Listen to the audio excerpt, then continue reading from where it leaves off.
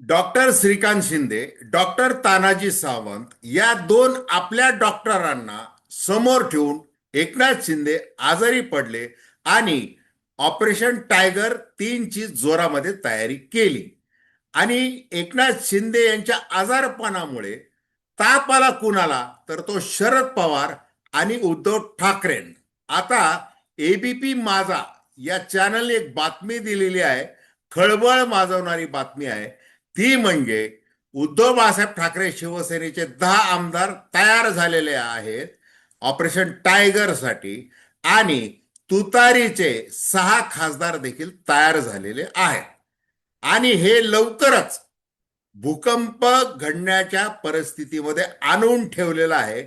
एकनाथ शिंदे यांनी अतिशय चलाकपणाने ते कसं, या संबंधी आपण थेट विश्लेषण करणार आहोत. नमस्कार, जय महाराष्ट्र. मी डॉक्टर अनिल फळे. माझी आपल्याला विनंती की चॅनल सबस्क्राईब करावं, सबस्क्राईबचं बटन दाबावं आणि आपल्या प्रतिक्रिया बिनधास्तपणे नोंदवाव्या. हे बघा, आज सकाळी एबीपी माझाने एक बातमी दिलेली. ती बातमी आहे की ऑपरेशन टायगर 3 म्हणजे उद्धव ठाकरे यांचे 6 खासदार तर फुटले आणि अजून एक खासदार येऊ पाहत आहेत. म्हणजे 20 जुलैला संसदेचं अधिवेशन सुरू होत आहे. त्या अधिवेशनामध्ये 6 नव्हे तर 7 खासदार अधिक, म्हणजे एकनाथ शिंदे यांच्या आधीचे 7 खासदार, त्यानंतर फुटलेले 6 खासदार आणि एक फुटू पाहणारा 1 खासदार, असे 14 खासदार एकनाथ शिंदे यांच्या शिवसेनेचे लोकसभेमध्ये बसलेले दिसू शकतात. या संबंधी एकनाथ शिंदे यांनी अमित शाह यांच्या पूर्ण आशीर्वादाने तयारी केलेली आहे, अशा प्रकारची बातमी. आता एकनाथ शिंदे आजारी होते, आजार त्यांचा दूर झाला. त्यांना माहिती होतं सीमा प्रश्नी अतिशय महत्वाची चर्चा, सर्वपक्षीय बैठक. या बैठकीसाठी शरद पवार ज्येष्ठ नेते हे उपस्थित राहणार आहेत. मग एकनाथ शिंदे हे विधिमंडळात पोहोचले, त्यांचा आजार संपला. त्याच्यानंतर कॅबिनेटची बैठक, ती बैठक सोडून एकनाथ शिंदे शरद पवारांना भेटण्यासाठी दाखल झाले आणि बंद दारात दोघांची चर्चा झाली. मग याचा राग, म्हणजे शरद पवार एकनाथ शिंदे यांना भेटले म्हणून जो काही राग यायला पाहिजे आला, तो संजय राऊतांनी अगदी जाहीरपणे बोलावून दाखवला. आता शरद पवारांचं राजकारण ते कधीही विचलित होत नाही, स्थिर बुद्धीने राजकारण करतात. म्हणजे जसं अजितदादा ज्या वेळेला अनेक आमदारांना घेऊन जुलै 2023 मधून बाहेर पडले, त्यांना प्रश्न विचारण्यात आला होता की आता राष्ट्रवादी काँग्रेसचा आश्वासक चेहरा कोण, तर त्यांनी स्वतःचा चेहरा आहे असं सांगत बोट वर केलं. मग शरद पवारांना जसं पृथ्वीराज चव्हाण असतील, बाकीचे सगळे मंडळी असतील, यांनी सावध केलेलं की तुमचे 6 खासदार अस्वस्थ आहेत आणि ते उडी मारण्याच्या तयारीमध्ये आहेत, त्यांची तयारी पूर्ण झालेली आहे. मग जे एकनाथ शिंदेच ऑपरेशन तुतारी करणार आहेत, त्याच एकनाथ शिंदेना भेटण्यासाठी शरद पवार, म्हणजे बघा की उद्धव बाळासाहेब ठाकरे आणि शरद पवारांमध्ये काय फरक आहे. की जो नेता आपलेच खासदार फोडणार आहे, त्याची भेट घेऊन जरा चाचपणी केली पाहिजे. आणि मग ते त्या अर्थाने राजकीय धाडस शरद पवारांनी ते दाखव. आता पुढे काय होणार आहे, दोघांचं काय ठरलेलं आहे, काय ठरलेलं असू शकतं, या संबंधी आपण विश्लेषण करणारा काल व्हिडिओ टाकला, तो अवश्य ऐका. आता उद्धव ठाकरे यांच्या शिवसेनेमध्ये ती राडा करण्याची शक्ती राहिलेली नाही. गद्दाराला धडा कसा शिकवायचा, जरी शिवसेना प्रमुख बाळासाहेब ठाकरे म्हणाले की आमदार खासदार फुटला तर त्याला रस्त्यात तुडवा, मग फक्त तोंडाची वाफ दवडायची का? उद्धव ठाकरे यांनी 6 खासदारांच्या मतदारसंघामध्ये जाऊन शाब्दिक दृष्ट्या मोठी चिरफाड केली, त्यांना प्रतिसाद देखील चांगला मिळाला. आणि इतकंच नाही, पूर्ण महाराष्ट्रामधलं जनमानस त्यांच्या पाठीशी अनेक प्रमाणात उभं देखील राहील. आता रामरक्षा आंदोलन सुरू केलेलं आहे, दादरला ते सुरुवात केलेली आहे. आता महाराष्ट्राच्या मंदिरामध्ये ते सुरू होईल. आता आज अधिवेशन संपतंय विधिमंडळाचं, त्याच्यानंतर सगळीकडे ते कार्यक्रम सुरू होतील. अशा परिस्थितीमध्ये ज्या वेळेला एबीपी माझा बातमी देत आहे की भूकंप होणार आहे. मग आता 20 आमदार आहेत उद्धव बाळासाहेब ठाकरे शिवसेनेचे, त्यापैकी 10 तयार झालेले आहेत आणि 5 जण अजून पाहिजेत, 2/3 सगळा तो विचार करतात. मग त्यासाठी काय करता येणार आहे? आणि ते समजा करता नाही आलं, अजून 5 आमदार फुटले नाहीत, तर मग 10 आमदारांना स्वतंत्र गट आहे वगैरे असं म्हणण्यासाठी राहुल नार्वेकर बसलेले आहेत. जसं त्यांनी मागच्या वेळेला तेच केलं की विधानसभेचे अध्यक्ष म्हणून काय काय अधिकार आहेत, त्या अधिकारामध्ये काय काय करता येतं, मला असं पत्र आलेलं आहे आणि मग मी ते काय करत आहे वगैरे ते सगळं ते सांगतील आणि ते बसवतील देखील. तोपर्यंत पुढचं अधिवेशन, हिवाळी अधिवेशन, तो त्याच्यानंतर बघू काय व्हायचं ते, किंवा न्यायालयामध्ये हे सगळे उद्धव ठाकरे वगैरे जातील, त्याच्यानंतर बघू काय करायचं ते. अशी मानसिकता राहुल नार्वेकरांची निश्चित आहे आणि ते ते करतात. जसे प्रत्येक खासदार आमदाराला खोके खोके 50 खोके एकदम ओके मिळाले, त्या पद्धतीने राहुल नार्वेकर यांनी 2022, 23, 24 मध्ये जे काही केलेलं आहे ते खोके घेऊनच केलेलं आहे, अशी ते चर्चा उघडपणे ती झालेली आहे.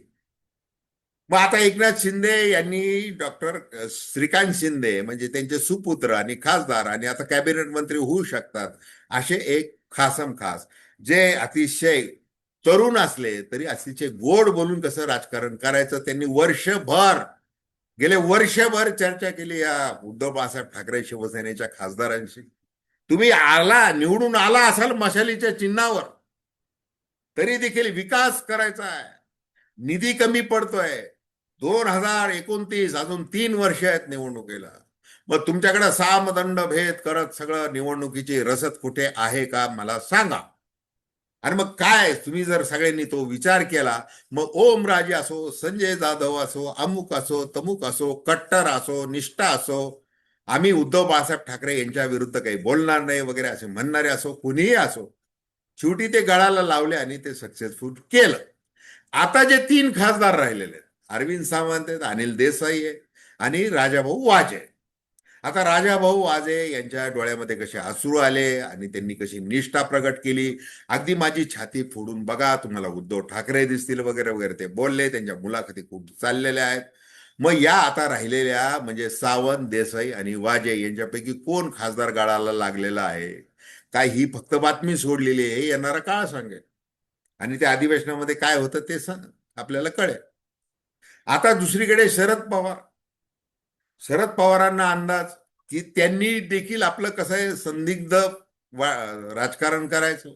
एकदा हे म्हणायचं, एकदा ते म्हणायचं, एकदा कार्यकर्त्यांना म्हणायचं, एकदा जयंत पाटलाला सांगायचं तुम्ही विनोद तावडेंशी बोला, सुप्रिया सुळेंना सांगायचं तुम्ही ते विधान करा, रोहित पवारांना सांगायचं तुम्ही ते बघा, भारतीय जनता पार्टीच्या विरोधात बोला, तुम्ही काँग्रेस निष्ठ बोला. अशा प्रकारे ते करत आहेत. आणि हे करत असताना जाहीरपणे काय करतात त्याहीपेक्षा पडद्याच्या आड आणि बंद दाराआड ते काय करतात हे अधिक महत्वाचं. एकनाथ शिंदे यांचं हे महत्व त्यांनी काल वाढवलं भेट घेऊन, की शरद पवार स्वतः एकनाथ शिंदेना भेटतात म्हणजे काय, म्हणजे एकनाथ शिंदे यांचं राजकीय वजन किती वाढलेलं आहे ते बघा. मग एकनाथ शिंदे यांचं राजकीय वजन वाढतंय म्हटल्यानंतर सगळ्यात अस्वस्थ कोण होणार? सगळ्यात अस्वस्थ उद्धव ठाकरे होणार का? अजिबात नाही. ते उद्धव ठाकरेंपेक्षा अस्वस्थ होणार ते मुख्यमंत्री देवेंद्र फडणवीस, हे लक्षात घ्या. कारण हार्ड बार्गेनर एकनाथ शिंदे आता 713 खासदार करून बसलेले आहेत. आता अजून एक 14वा खासदार ते घेऊ पाहतात आहेत. ते दिल्लीमध्ये शहांना काय मदत करतील, आपलं डिलिमिटेशन बिल वगैरे काय काय काय काय ते होईल तो भाग वेगळा. पण इकडं विधानसभेमध्ये जर आमदार वाढत ठेवले, त्यांचे 57 आमदार निवडून आलेले आहेत, याच्यामध्ये अजून जर भर पडले तर आगामी 2029च्या निवडणुकामध्ये अजून कशा प्रकारचं बार्गेनिंग एकनाथ शिंदे करू शकतात, किती जागा वाढून मागू शकतात वगैरे वगैरे, त्याचा ती ती दहशत आहे. आणि जरी 57 आमदार निवडून आले तरी मुख्यमंत्री पद मला पाहिजे, कारण माझ्या नेतृत्वाखाली निवडणुका लढवल्या गेलेल्या आहेत. म्हणून हे तब्बल 1 महिनाभर दरेगावला रुसून बसले एकनाथ शिंदे. ते एकनाथ शिंदे बळजबरीने आपले आमदार फुटू नये उदय सामंत यांच्यासह 15-16, त्याच्यामुळे ऐन वेळेला वानखेडे स्टेडियमवर आले आणि उपमुख्यमंत्री पदाची त्यांनी शपथ घेतली. आता ते एकनाथ शिंदे आपल्याला डोईजड होऊ नये आणि होतील याची देखील काळजी देवेंद्र फडणवीस यांना आहे. बरं, आता स्थानिक स्वराज्य संस्थांच्या निवडणुका झाल्या. मुंबई महानगरपालिकेमध्ये सीट शेअरिंगचा शेवटपर्यंत घोळ झाला. हॉटेल पॉलिटिक्स झालं, सगळं ते सगळं झालं. मग त्या जागा ठरल्या की तुम्हाला 90 जागा देऊ. मग त्याच्यामध्ये ते त्यांचे निवडून आले काही. आणि मग ते पुन्हा हे सगळं राजकारण झालं. आता उदय सामंत, दादा भुसे हे आता काय, आगामी जिल्हा परिषदेच्या ज्या निवडणुका आहेत काही ठिकाणी ज्या बाकी आहेत, 12 जिल्हा परिषदांच्या निवडणुका झालेल्या बाकी ठिकाणी बाकी आहे, त्या पार्श्वभूमीवर पुन्हा एकदा आपली ग्राउंड लेवलला ग्राउंड कनेक्ट वाढवायचं आहे, ती ताकद वाढवायची आहे. ज्या जोरावर आपण निवडून येतोय आमदार खासदार, ती खाली कार्यकर्त्यांची फळी मजबूत करायची असेल, तिथे देखील सगळं ऑपरेशन टायगर राबवायचं आहे. त्या पद्धतीने ते देखील कामाला लागलेले आहे. म्हणजे एकनाथ शिंदे यांचा आजार आणि ताप कुणाला आलेला आहे? उद्धव ठाकरे आणि शरद पवार यांना. दोघेही आपापल्या पद्धतीने उत्तर त्याला रोखण्याचा प्रयत्न करत आहेत. नेमकं काय, कशा प्रकारे भूकंप, पुन्हा राजकीय भूकंप महाराष्ट्रात होणार आहे, हे आपल्याला लवकर दिसेल. तर धन्यवाद. हा व्हिडिओ आपल्याला आवडला असेल अवश्य शेअर करा, सबस्क्राईब करा आणि आपली प्रतिक्रिया बिनधास्तपणे नोंदवा. धन्यवाद.